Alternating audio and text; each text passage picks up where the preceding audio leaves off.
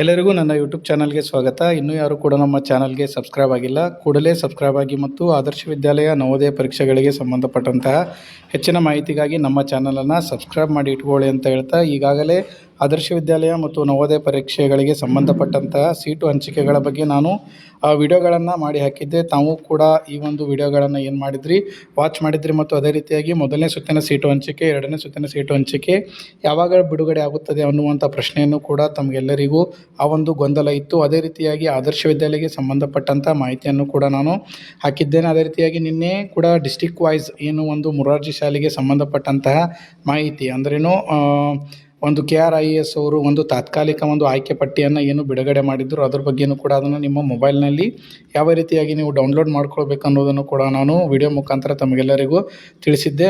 ಇನ್ನೂ ಯಾರು ಕೂಡ ನಮ್ಮ ಚಾನಲ್ಗೆ ಸಬ್ಸ್ಕ್ರೈಬ್ ಆಗಿಲ್ಲ, ಸಬ್ಸ್ಕ್ರೈಬ್ ಆಗಿಕೊಳ್ಳಿ ಮತ್ತು ಯಾರಿಗೆ ಅವಶ್ಯಕತೆ ಇದೆ ಅಂಥವ್ರಿಗೆ ವಿಡಿಯೋಗಳನ್ನು ಶೇರ್ ಮಾಡಿ ಅಂತ ಹೇಳ್ತಾ, ಈ ಒಂದು ವಿಡಿಯೋದಲ್ಲಿ ನಾನು ಈಗ ಮೊದಲನೇ ಸುತ್ತಿನ ಸೀಟು ಹಂಚಿಕೆಯನ್ನು ಏನು ಬಿಡುಗಡೆ ಮಾಡಿದ್ದಾರೆ ಮೊರಾರ್ಜಿ ಶಾಲೆಯವರು, ಆ ಒಂದು ಮೊದಲನೇ ಸುತ್ತಿನ ಸೀಟು ಹಂಚಿಕೆಯನ್ನು ಯಾವ ರೀತಿಯಾಗಿ ನಿಮ್ಮ ಮೊಬೈಲ್ನಲ್ಲಿ ನೋಡಬೇಕು ಅನ್ನೋದನ್ನು ನಾನು ಇಲ್ಲಿ ನಿಮಗೆ ಹೇಳಿಕೊಡ್ತೇನೆ. ಇಲ್ಲಿ ನೀವು KA ವೆಬ್ಸೈಟ್ಗೆ ಹೋದ ನಂತರ ಇಲ್ಲಿ ಮೇಲ್ಗಡೆ ಕಾಣುವಂಥ 3 ಡಾಟ್ಗಳನ್ನು ನೀವು ಕ್ಲಿಕ್ ಮಾಡಿದ ನಂತರ ಇಲ್ಲಿ ಪ್ರವೇಶದಲ್ಲಿ ಹೋಗಿ ನೀವು KRIS ಅಂತ ಇದೆ, ಅದರ ಮೇಲೆ ನೀವು ಕ್ಲಿಕ್ ಮಾಡಿದ ಮೇಲೆ ನಿಮಗೆ ಒಂದು ವೆಬ್ಸೈಟ್ ಓಪನ್ ಆಗುತ್ತೆ. ಆ ಒಂದು ವೆಬ್ಸೈಟ್ನಲ್ಲಿ ನೀವಿಲ್ಲಿ ನೋಡ್ಬೋದು KRIS 2026-27ನೇ ಸಾಲಿನ ಮೊದಲನೇ ಸುತ್ತಿನ ಸೀಟು ಹಂಚಿಕೆ ಪಟ್ಟಿಯನ್ನು ಡಿಸ್ಟಿಕ್ ವೈಸ್ ಬಿಟ್ಟಿದ್ದಾರೆ.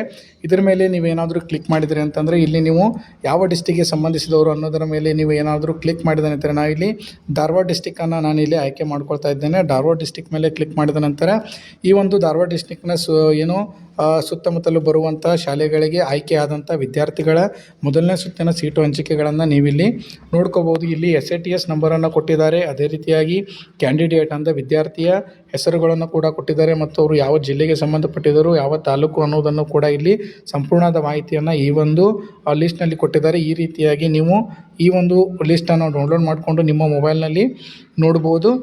ಈ ಒಂದು ವಿಡಿಯೋ ತಮಗೆಲ್ಲರಿಗೂ ಉಪಯೋಗ ಆಗಿದೆ ಅಂದ್ಕೊಳ್ತೀನಿ. ಇದೇ ರೀತಿಯಾದಂಥ ಯೂಸ್ಫುಲ್ ವಿಡಿಯೋಗಳಿಗೆ ನಮ್ಮ ಚಾನಲ್ನ ಸಬ್ಸ್ಕ್ರೈಬ್ ಮಾಡಿ ಇಟ್ಕೊಳ್ಳಿ ಮತ್ತು ಯಾರಿಗೆ ಅವಶ್ಯಕತೆ ಇದೆ ಅಂಥವ್ರಿಗೆ ಆ ವಿಡಿಯೋಗಳನ್ನು ಶೇರ್ ಮಾಡಿ ಮತ್ತು ಸಬ್ಸ್ಕ್ರೈಬ್ ಮಾಡಿ ಅಂತ ಹೇಳ್ತಾ, ವಿಡಿಯೋವನ್ನು ಕಂಪ್ಲೀಟಾಗಿ ನೋಡಿದ್ದಕ್ಕೆ ತಮಗೆಲ್ಲರಿಗೂ ಕೂಡ ಧನ್ಯವಾದಗಳು.